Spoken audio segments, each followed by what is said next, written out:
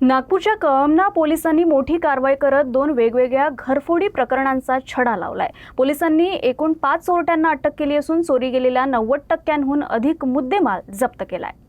पहिली घटना मिनीमाता नगर परिसरातील 5 झोपडा भागातली आहे। सप्टेंबर 2025 मध्ये अज्ञात चोरट्यांनी 65 वर्षीय सुमन गिरीधारी सामल यांच्या घराचं कुलूप तोडून आत प्रवेश केला। बेडरूममध्ये ठेवलेल्या टीनच्या पेटीतून 95,000 रुपयांचे सोन्या चांदीचे दागिने चोरी केले। या प्रकरणाच्या तपासादरम्यान तांत्रिक पुरावे आणि गोपनीय माहितीच्या आधारे पोलिसांनी राहुल उर्फ येडा सेवकराम डहरे याला अटक केली। चौकशीत त्याचा साथीदार दीपक उर्फ गोलू जगदीश प्रसाद सोनी याचं नाव समोर आलं। त्याला रायपूर छत्तीसगड येथून ताब्यात घेण्यात आलं। आरोपींकडून 37 ग्राम सोने आणि 500 ग्राम चांदी असा एकूण सुमारे 2 लाख रुपयांचा मुद्देमाल जप्त करण्यात आलाय। दरम्यान दुसरी घटना जानेवारी 2026 मध्ये मिनीमाता नगर येथील जलाराम सोसायटी परिसरात घडली।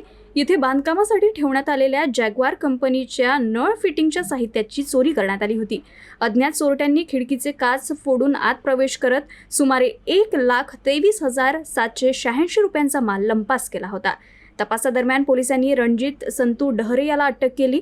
चौकशीत मोहम्मद नूर हसन, कुतुबुद्दीन शाह आणि नितेश मीनाराम साहू यांची नावं समोर आली। तिघांनाही ताब्यात घेऊन चौकशी करण्यात आली असता चोरीचा संपूर्ण मुद्देमाल जप्त करण्यात आला। या दोन्ही कारवाया कळमना पोलीस ठाण्याचे वरिष्ठ पोलीस निरीक्षक प्रवीण काळे यांच्या मार्गदर्शनाखाली पार पडल्या। पुढील तपास कळमना पोलीस करतायत।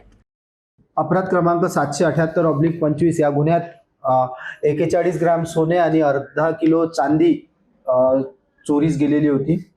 त्या गुन्ह्याचा तपास करीत असताना त्यात राहुल डेहरे आणि दीपक सोनी या दोन्ही आरोपितांना अरेस्ट करण्यात आली असून त्यांच्या ताब्यातून गुन्ह्यातील चोरीस गेलेला मुद्देमालापैकी जवळपास 95% मुद्देमाल हस्तगत करण्यात आलेला आहे।